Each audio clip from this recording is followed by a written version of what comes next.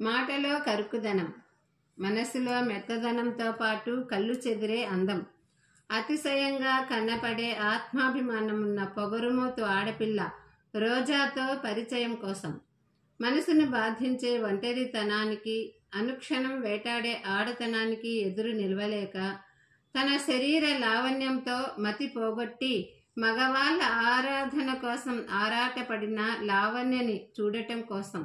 ఇంతేకాదు, ప్రేమకి, హుందాకి, పంతానికి, పట్టుదలకి ప్రతిరూపం విజయిని.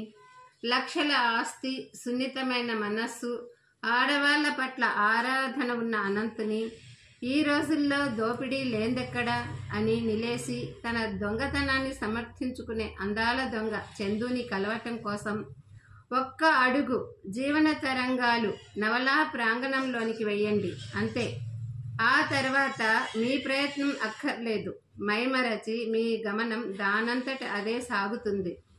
చిత్రం రూపంలో లక్షలాది ప్రేక్షకులను అలరించి, అక్షర రూపంలో అమితంగా పాఠకుల అభిమానాన్ని అందుకున్న గాథ కొన్ని సంవత్సరాల కాలం, కొన్ని గంటలుగా మారి మీ మనస్సులో ఒదిగిపోయే మధురానుభవం కోసం శ్రీమతి ఎద్దనపూడి సులోచనారాణి నవల జీవన తరంగాలు